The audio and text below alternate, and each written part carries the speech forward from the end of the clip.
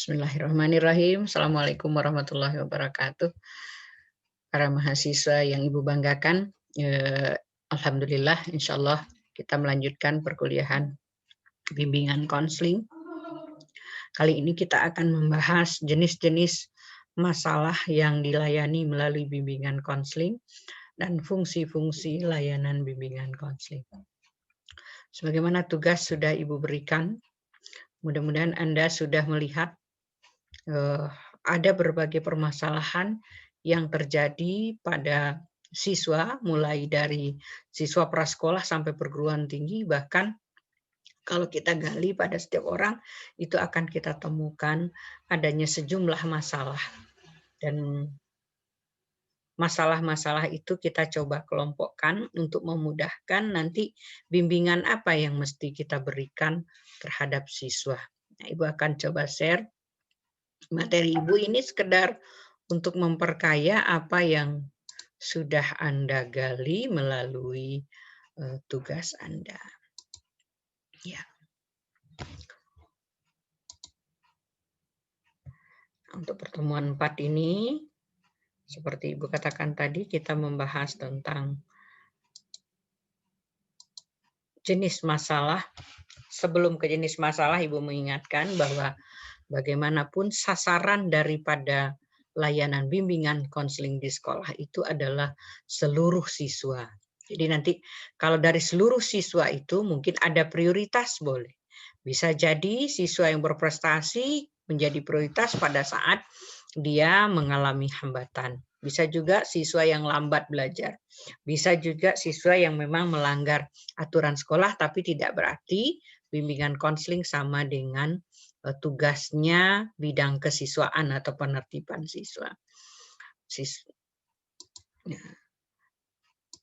Ketika Anda mengelompokkan masalah, Anda mungkin akan menemukan ada masalah pribadi, ada masalah sosial, ada masalah pendidikan, ada masalah pembelajaran, ada masalah karir, dan ada masalah jabatan. Nah, dari jumlah yang coba Anda klasifikasi, itu nanti harusnya akan Anda temukan masalah yang paling banyak itu adalah masalah pribadi sosial. Kemudian baru masalah pendidikan dan pembelajaran. Lalu baru masalah karir dan jabatan. Nah, masalah mana yang termasuk masalah pribadi? Nah, nanti Anda bisa cek dari laporan yang Anda buat. Masalah pribadi itu adalah masalah yang kaitannya dengan diri sendiri. Artinya ke internal dirinya. Ya, kalau orang misalnya benci, nah itu ada di dalam dirinya.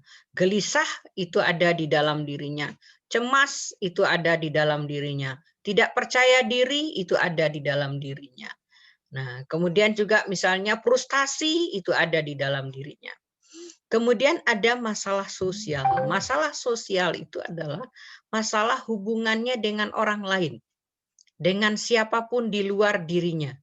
Bisa dengan orang tua, bisa dengan teman, bisa dengan guru, bisa dengan tetangga, bisa dengan sahabat, bisa dengan orang dekat, nah dan seterusnya. Yang kaitannya dengan orang lain. Misalnya ya saling berbeda pendapat, kemudian menimbulkan perpecahan, atau misalnya bertengkar, berkelahi, atau misalnya membuat sesuatu kelompok-kelompok, geng-geng yang merasa bahwa dia dilemahkan. Nah, ini termasuk masalah sosial. Kemudian apa itu masalah pendidikan? Masalah pendidikan adalah masalah yang terkait dengan pelaksanaan pendidikan, kebijakan pendidikan, maupun kelancaran dalam proses mencapai tujuan pendidikan. Misalnya masalah yang muncul ketika ada kebijakan nasional untuk perubahan kurikulum. Berbeda misalnya pendekatan pembelajaran antara kurikulum sebelumnya dengan kurikulum yang baru. Guru beradaptasi, siswa beradaptasi. Nah, bisa jadi guru bermasalah akan menimbulkan masalah pada siswa. Misalnya kalau siswa sudah terbiasa dengan pendekatan kurikulum yang sebelumnya, guru adalah center of teaching. Tetapi kemudian berubah menjadi student center of teaching. Nah, student menjadi pusat pembelajaran. Nah, ini akan mengubah Ada guru yang memaknai biarkan saja siswa belajar sendiri, gurunya tinggal memberikan tugas saja. Nah, pada siswa terjadi masalah-masalah dan konflik-konflik. Kenapa? Karena dia ternyata tidak bisa menyelesaikan masalahnya sendiri. Seperti sekarang kita dalam COVID, itu belum tentu semua siswa belajar dengan mandiri. Padahal tuntutannya dengan belajar online ini adalah pembelajar yang mandiri, pembelajar yang ingin memperoleh pengetahuan sendiri. Nah, tapi kebijakan pendidikan bahwa pembelajaran harus dilakukan daring karena akan membahayakan. Nah, ini kaitannya dengan pencapaian tujuan pendidikan. Kemudian, masalah pembelajaran itu sendiri adalah bagian dari masalah pendidikan, yaitu yang terkait dengan pemahaman, penguasaan, kemudian juga hubungan guru siswa, metode pembelajaran, media pembelajaran, fasilitas pembelajaran, kemudian ketidakmampuan mencapai target pembelajaran, dan seterusnya. Kemudian ada masalah karir. Masalah karir adalah masalah yang terkait bagaimana orang merencanakan hidupnya. Jadi memanfaatkan apa yang ada pada dirinya untuk sesuatu yang menghasilkan karya. Jadi karir itu terkait dengan lifestyle, gaya hidup yang akan dipermasalahkan bukan hanya ketika orang belum mendapatkan pekerjaan, tetapi bagaimana dia memilih bidang kerja, memilih teman hidup, memilih tempat hidup, memilih lingkungan, itu akan menentukan karirnya. Nah, bahkan lansia juga pasti ada karirnya. Apa yang akan dilakukan setelah pensiun? Apa yang akan dilakukan ketika dia misalnya sudah tidak mampu menggunakan tangannya, apa dan seterusnya. Jadi karir itu sepanjang hidup. Jadi anak TK ada karirnya, ada. Apa cita-citanya misalnya. Kemudian kalau jabatan, jabatan itu memang terkait dengan masalah-masalah peningkatan dalam pekerjaan, dalam jabatan. Jadi kalau misalnya Anda sekarang kuliah, setelah kuliah Anda mau jadi apa?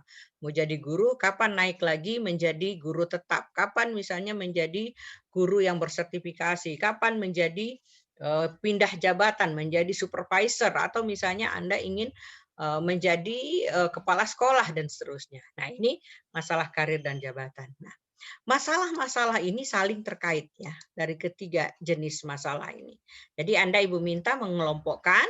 Nah, nanti Anda akan temukan dalam masalah pribadi sosial itu ada masalah kognitif.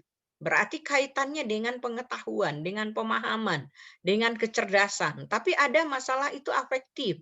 Kaitannya lebih kepada sikap, kepada emosi, kepada perasaan, kepada kemudian kemauan, ya, konasinya juga, kemudian kepada motivasinya.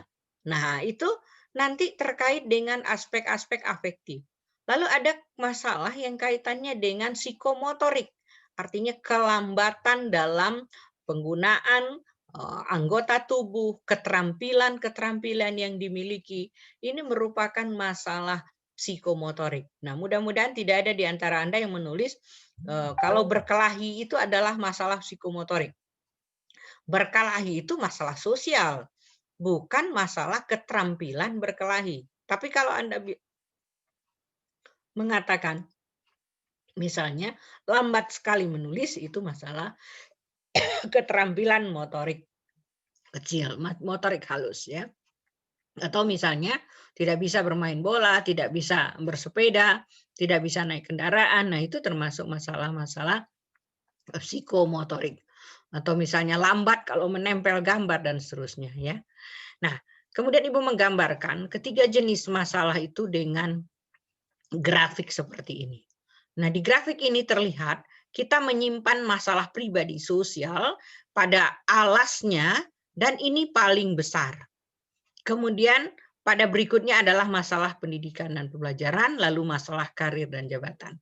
Nah, ini maknanya adalah masalah apapun yang dialami pada masalah pendidikan dan pembelajaran, itu akarnya bisa dicari pada masalah pribadi dan sosial. Kemudian masalah yang ada pada pendidikan pembelajaran itu akan berdampak pada masalah karir dan jabatan. Jadi bisa jadi masalah itu kecil awalnya pada masalah pribadi. Misalnya tidak percaya diri, itu masalah diri sendiri. Ketika tidak percaya diri, tidak mau bergaul dengan orang lain.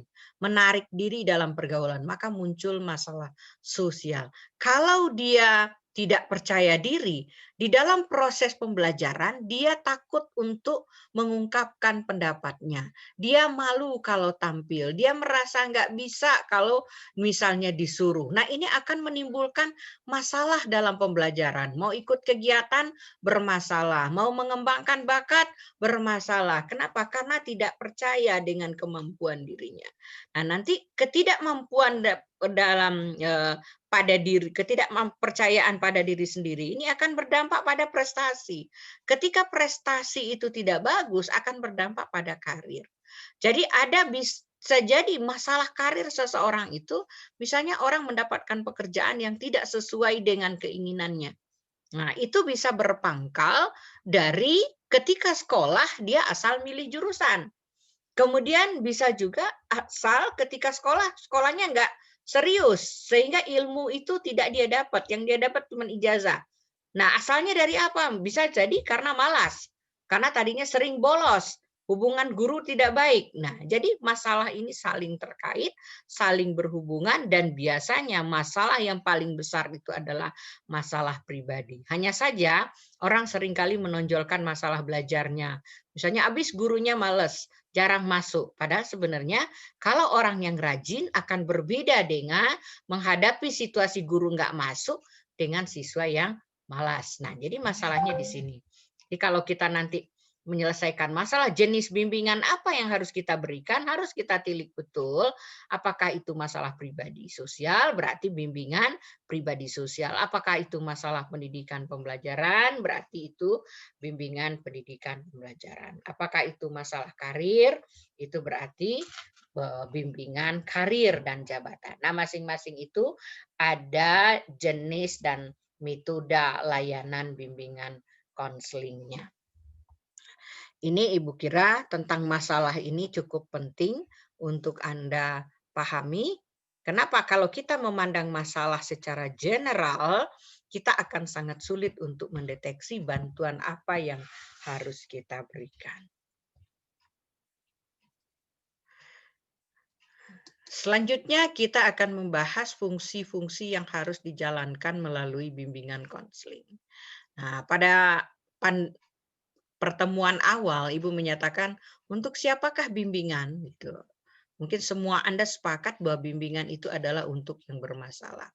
Nah, tetapi pada dasarnya layanan bimbingan itu bukan hanya untuk yang bermasalah. Ini juga sudah kita bahas sebelumnya. Maka ada sejumlah fungsi yang harus dijalankan melalui bimbingan konseling. Nah, fungsi utama dan pertama itu sebetulnya adalah fungsi pemahaman. Jadi sebelum bisa memberikan bimbingan dalam jenis apapun, teknik apapun, yang pertama harus dilakukan seorang pembimbing adalah memahami kliennya atau memahami siswanya, memahami masalahnya, dan memahami lingkungannya.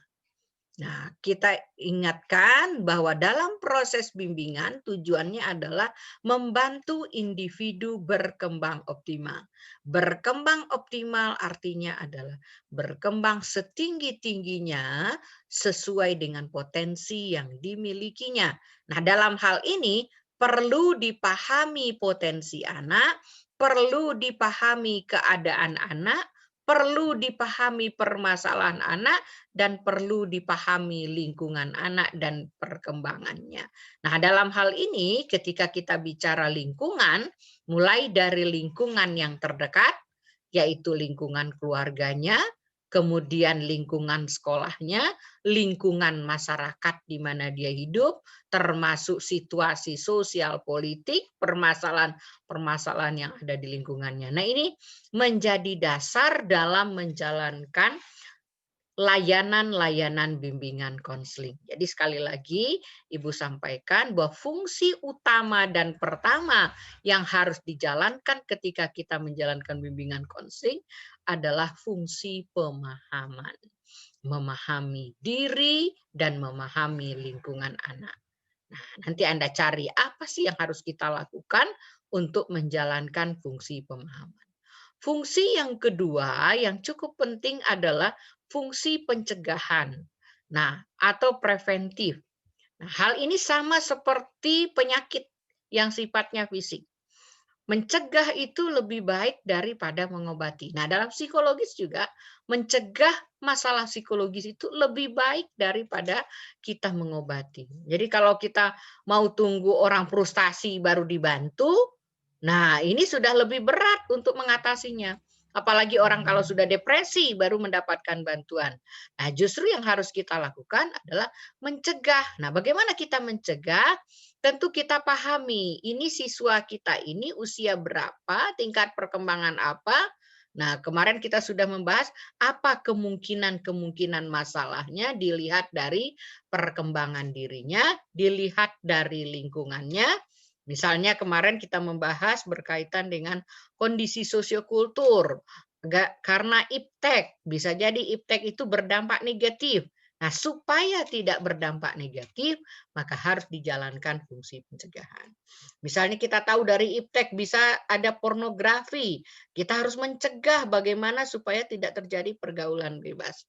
Nah, apa yang kita lakukan? Nah, itu namanya fungsi pencegahan. Jadi fungsi pencegahan adalah bagaimana bimbingan konseling itu mencegah anak mengalami masalah atau mencegah anak yang sudah bermasalah tidak menjadi bertambah berat masalahnya. Kemudian ada ketiga adalah fungsi pengembangan. Nah, kita tahu bahwa setiap orang itu selalu berkembang. Pribadi itu dinamis. Baik itu yang kaitannya dengan fungsi-fungsi fisiknya maupun fungsi-fungsi psikologisnya. Nah, sedangkan kita sebagai pembimbing harus memfasilitasi perkembangan siswa. Nah, secara berkesinambungan. Supaya apa? Supaya pada setiap tahap perkembangannya tercapai tugas-tugas perkembangan.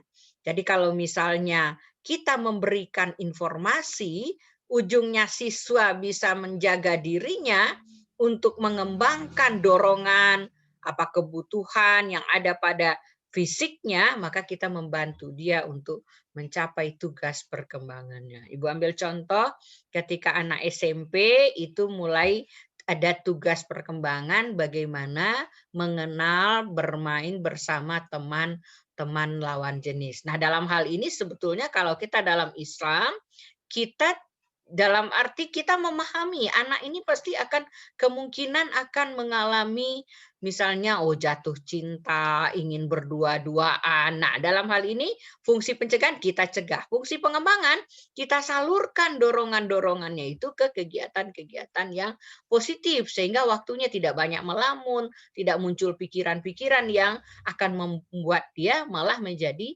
bermasalah, tidak konsentrasi kalau lihat porno semakin rusak. Nah, ini tidak tercapai tugas perkembangannya nanti. Kemudian fungsi penyembuhan. Nah, ini kita jalankan bagi siswa yang sudah bermasalah.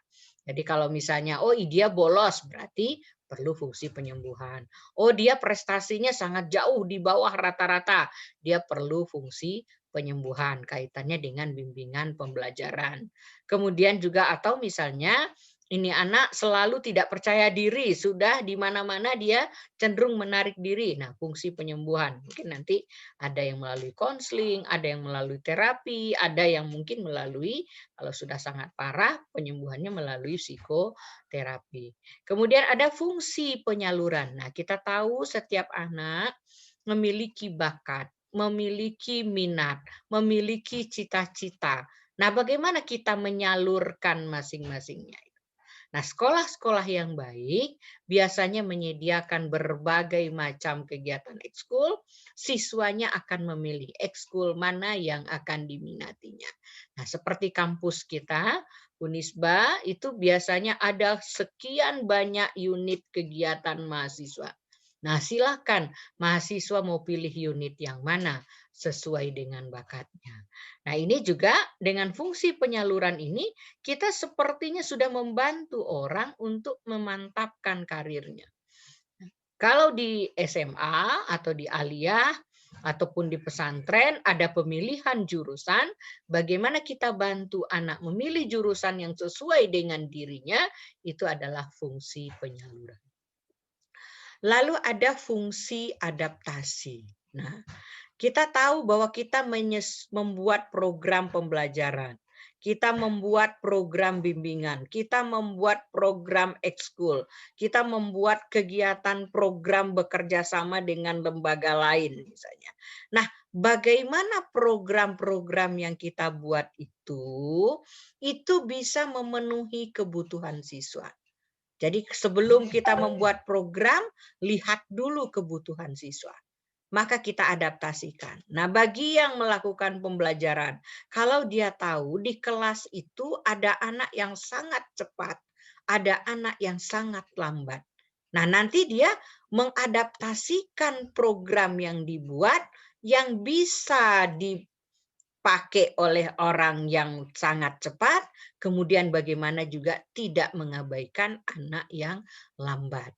Nah, kemudian di situ juga bagaimana menyesuaikan programnya, pendekatannya, tentu akan berbeda kalau ada anak berkebutuhan khusus, tentu akan berbeda kalau misalnya anak jenius. Ada saatnya kita memang harus melakukan pendekatan-pendekatan individual.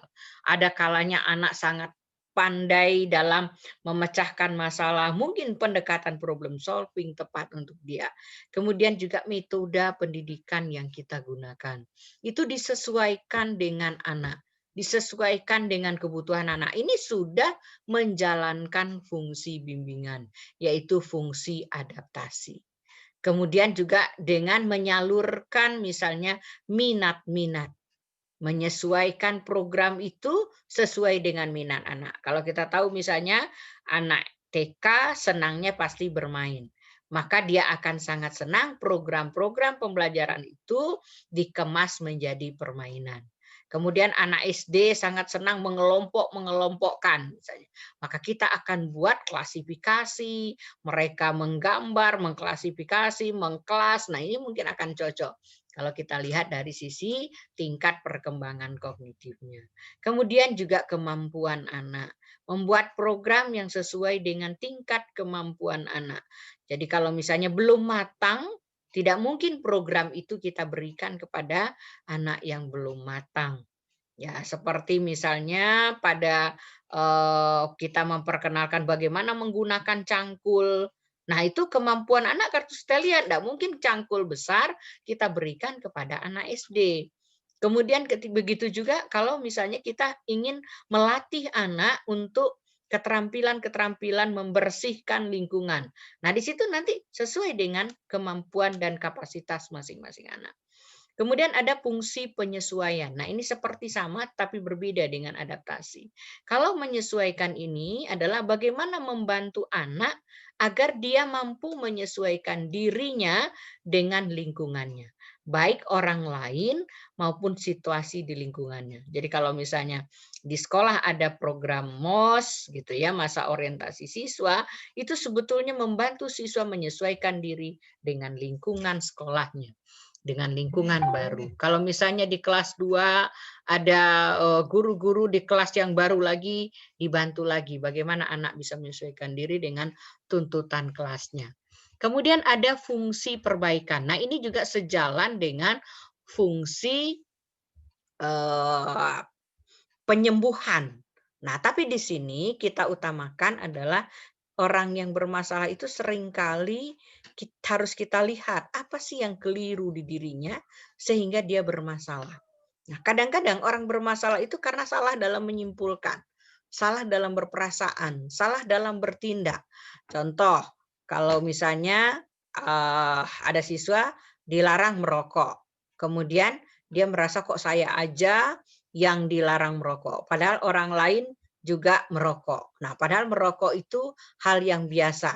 Nah, kemudian muncul perasaan membenarkan bahwa nggak apa-apa kok, kenapa sih yang begini saja ditegur. Nah, di situ sebetulnya ada perasaan nyaman dengan perbuatan yang menyimpang itu harus kita perbaiki.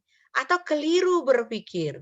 Misalnya dia senang kepada seseorang. Kemudian orang itu ternyata tidak senang pada dirinya. Lalu dia pikir aku ini tidak cantik, aku ini tidak tampan, aku ini tidak pantas untuk seseorang. Nah, di situ ada kekeliruan berpikir. Atau orang tua misalnya, orang tua memberikan uang yang lebih besar kepada ya anaknya yang mahasiswa. Kemudian siswa merasa tidak adil orang tuanya karena menurut dia adil itu adalah sama. Nah, di situ ada pikiran yang keliru. Kemudian juga perasaan, ya, perasaan kita seringkali keliru dalam memaknai sesuatu. Misalnya ketika kita merasa sedih, merasa salah, lalu kita bilang, wah saya ini tidak berguna, saya memang tidak bisa apa-apa. Nah, atau misalnya kekeliruan dalam bertindak. Ya, kalau misalnya orang tua bicara lalu orang tuanya tidak didengarkan, orang tuanya marah, lalu dibilang orang tua tidak sayang sama saya. Nah, itu sebenarnya keliru dalam bertindak. Harusnya dia misalnya ada sopan santun yang harus diperhatikan. Lalu ada fungsi fasilitasi.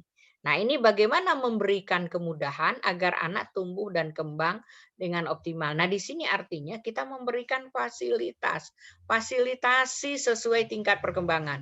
Ada SMA, kemudian anak kan ingin bergerak ke sana ke sini, ingin melompat, ingin bermain, tapi lingkungan sekolah nggak ada lapangan futsal, nggak ada lapangan basket, nggak ada tempat mereka misalnya bercerita, berdiskusi. Nah, itu kan tidak memfasilitasi anak untuk berkembang optimal. Tapi kalau sekolahnya ada meja diskusinya, ada misalnya panggungnya karena anak senang akan menampilkan dirinya, ada misalnya lapangan basketnya, tenis mejanya, dan seterusnya, itu sebetulnya adalah fungsi bimbingan dalam memfasilitasi. Jadi sebetulnya ketika sekolah menyiapkan, guru menyiapkan sesuai dengan kondisi anak, itu sudah menjalankan fungsi fasilitasi. Selanjutnya adalah fungsi pemeliharaan atau menjaga diri atau mempertahankan yang sudah kondusif. Bisa jadi seorang anak itu sebetulnya sudah bagus. Misalnya sholatnya sudah pada waktu azan dia akan langsung pergi ke musola. Dia akan langsung ingin melaksanakan sholat. Tapi kemudian dia berteman dengan teman-temannya yang nggak sholat, yang males-malesan. Kemudian kita harus lihat, jangan sampai anak ini terbawa oleh teman-teman lainnya. Supaya apa? Supaya dia bisa menjaga sesuatu budaya yang sudah ada pada dirinya itu agar tidak tertular dengan teman-teman yang buruk.